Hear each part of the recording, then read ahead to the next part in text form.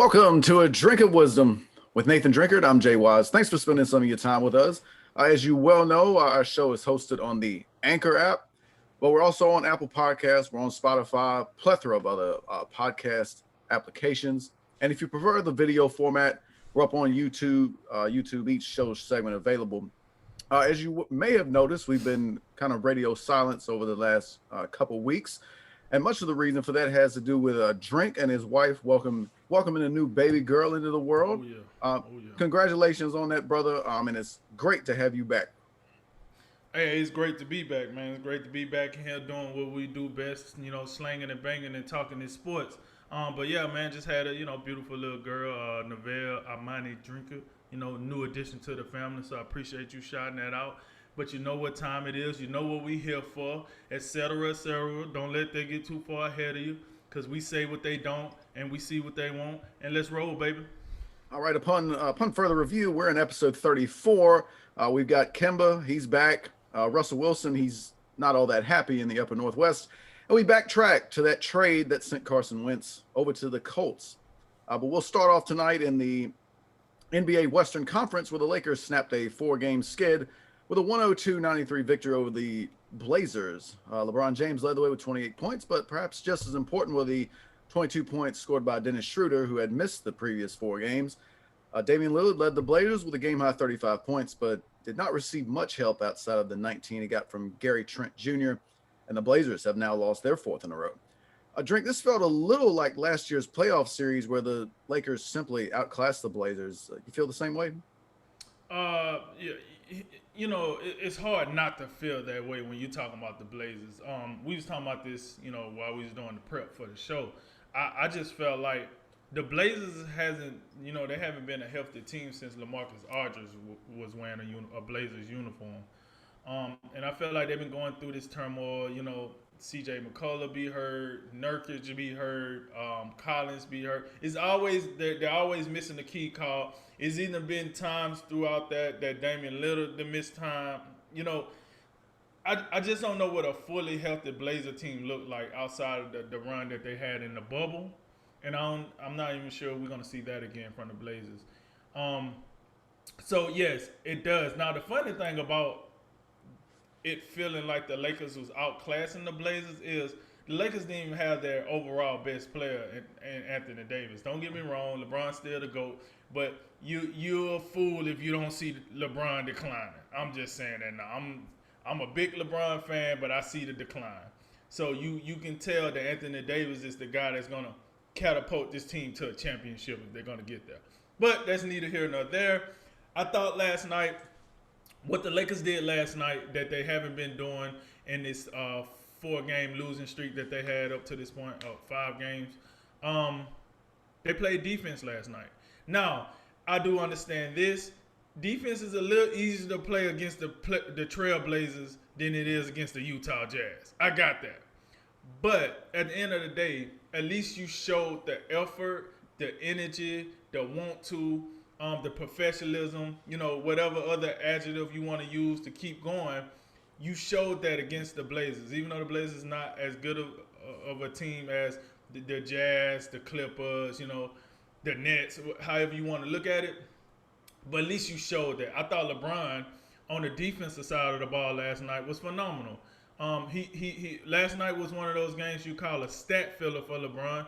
What I mean by that, listen, you can't overlook the 4 steals. You can't overlook the 3 blocks, stuff like that. He really made his presence felt on the defense side of the ball. But I think last night was more about the return of Dennis Schroeder than it was anything else. Dennis Schroeder gave them the spark that they needed. I felt like with his presence, it made Montrezl Harrell more involved. It allowed LeBron James to get more rest naturally, right? And it seemed like the overall attitude of the Lakers was just so much more positive than it was when I watched them, against Utah. It was a bunch of slump shoulders, a bunch of this. They argued every call with the referees. I thought, Jeff Van Gundy was gonna put down the headset and go out there and, holler at him right quick because he was just so over with them arguing every single call that they get. I felt like they didn't do that as bad last night. Yeah, they're gonna argue some. It's the NBA, but I felt like they took their lickings last night. You know, if a call was a call. I just felt like LeBron was more engaged because he got more rest. He played 36 minutes last night, but I just felt like the last 4 or 5 games since Anthony Davis been hurt, I mean, I felt like he was doing 40 plus every game, and it didn't result to a win. So now you play them less, and it results in wins. That lets you know the overall value of Dennis Schroeder. That he came in is something that he allows LeBron to rest between plays. He can make plays himself. You seen it last night, and the Lakers, Frank credit to Frank Vogel. He made sure when Schroeder was in the game that the ball stayed in his hands, not LeBron's. Even though it did find LeBron at the end of the shot clock every possession seemed like, but Schroeder was the one initiating majority of the offense last night, and I think that's the way the Lakers need to play. Because when you get Anthony Davis back, and then when you test this free agency market and you go get another big man that's probably going to get some playing time, you need somebody in smaller stature like Schroeder to be able to initiate the offense. LeBron a big guy. Plus, we know what his go-to move is. So all defense is going to do the same thing they do kind of with Giannis. You just make the wall. You make him make jump shots. Can he make them? Yes. Do you want him taking more of them? No. And that's what I seen last night. So kudos to the Lakers. I thought they looked it well, but I'm not just jumping on we back. Oh yeah, we back in here, baby. We looking like a championship level team again. I wouldn't necessarily say that, but I will say you're not looking like a bottom tier. We're not gonna make the playoffs teams either, and you shouldn't because you got LeBron James. You know what I'm saying? So kudos to that. And before I get out of here, let's talk about these Blazers. Like, anybody gonna help Little? Anybody gonna help Dame Time? Anybody? Dame Dollar? Can I get anybody? Anybody? Trent Jr. Thanks for showing up. Cannon, what we're doing here. Derrick Jones Jr. So I don't know. I would say this. It seems to be that Dame Dollar help is on the back of a milk carton, probably located on a telephone pole near your house. Have you seen this person? Have you seen the rest of this team? And I understand, Little, he's kind of like Bradley Beal. I'm loyal to this team even though we suck. But it might be it comes a time where you got to think about yourself, man. You got to pull the James Harden, man. Listen, we ain't going to win here. I need to go somewhere where I can win. I'm tired of losing. And I think eventually that time going to come for Damian Lillard. But overall, I agree. I do think this game came pretty similar to the bubble action. I think the Lakers just a better team than the Blazers, no matter how you cut the cheese. So with that said, I like what I seen out the Lakers last night, but I'm not gonna, put the cart before the horse per se, and we'll see where it go from here. Yeah, I feel like since we kind of discovered last season the identity of the Lakers, and when they're at their best, they're playing defense and they're getting out in transition, and especially in the third. I think the third quarter was no more. Kind of that was the best piece of kind of how they play at their best. I thought the Blazers were very competitive early on. They led for a lot of the first half. Damian Lillard, it was a really good first half for him, and it carried over in the third quarter somewhat.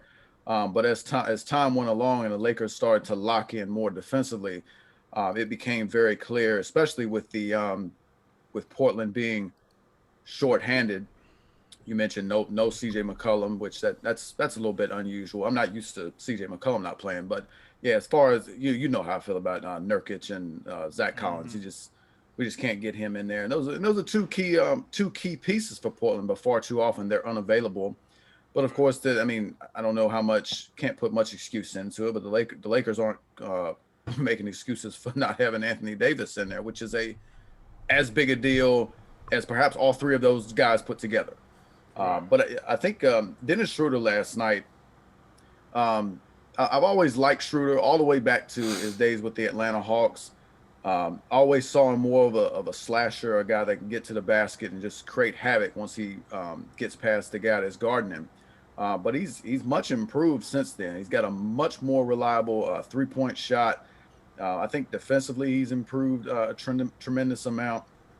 And you're right. This is almost how I wish the Lakers could have played a little bit last year. In the end, it didn't wind up hurting them, but I thought far too often LeBron James had to be the primary ball handler, and they don't have to do that this year. Last year they had Rajon Rondo; he could come in, but he was more of a guy that could come in spurts. You couldn't really rely on him for the big minutes. Not that way with Schroeder. Schroeder can play the heavy minutes. He can be your primary ball handler, and I think that can be a big advantage for the Lakers going forward. And I feel like the Lakers last year, they almost, because I really liked the Clippers last year. I thought they were the team to beat. And one of the reasons why is because the Lakers, outside of LeBron and Anthony Davis, there was often a question of who the third guy would be. We thought it would be Kuzma at some point, never turned out to be. And they wound up being able to overcome that for different guys stepping up at different moments. You remember KCP had a lot of big moments. He was often the third guy. Every now and Avery again, it Bradley. would be Caruso. Sometimes it would be Bradley before he opted out. Sometimes it would be Alex Caruso. But now what you have here in a guy like Dennis Schroeder is you have a reliable third guy. You don't have to question where your third guy will be. And even more than that, you have a fourth guy in Montrezl Harrell. Right. So the depth of the Los Angeles Lakers has me actually feeling better about them. I know they've been struggling recently, but even with the Utah Jazz looking like um, perhaps the best team right now, and of course I still like the Clippers. I have a better feeling about this Lakers team than I really did at any point last year because I like this depth. This is quality depth. Um, and even as far as Harrell, you still got Caruso in there. He's doing what he can do. I think the only thing I would maybe look at upgrading is, and I think you might feel the same way, is I'm not all that entranced with this Marc Gasol thing. I'm really Right. not. Right. There's a whole lot of nothing that he's doing. There's too much Right. standing at the 3-point line. There's not enough substance in these minutes. If you He get can't what I'm even saying. listen. Like, no, no, I'm with you. Like he's 7 foot tall and he can't jump over a piece of paper. That's not gonna cut it in today's NBA. That's just not gonna cut it. I'm looking at guards like challenging him at the rim. Like what we doing here? So no, I'm with you on that. They need to test that big man market. And as you want, I'm not sure if we're how much we're paying attention to this, but they just did sign Damian Jones. I'm not sure if he's Yeah, going to be much of a factor. I did see that. Um, but I feel really good about this Lakers team. I think that they're gonna be somewhat cautious with Anthony Davis, but at some point he will be back, and they will be even more a force to be reckoned with. And as far as the Blazers, um, just not enough last night, and a lot of it has to do with injuries. A lot of it has to do with certain guys just not performing. Robert Covington was a no-show. They didn't get anything from they didn't get much of anything from Carmelo Anthony or Rodney Hood. So those are three of your secondary guys who you'd like to think you'd get more than whatever it is, about 14 points from them combined. So the depth of the Lakers last night, really Montrezl Harrell outscored the entire Portland Trailblazer bench by himself. Right. So I think this one is really easy. It's not complicated. There's a clear separation between the Lakers and Blazers, and as you well know, um, the top I think the top three in the West with the Lakers, Clippers, and Jazz. There's a clear separation between four through everybody else, and the Blazers right now they are in that four through everybody else, and for them to get back on track, they're going to have to get a little bit more healthy to give Damian Lillard a little bit more help than he's receiving right now.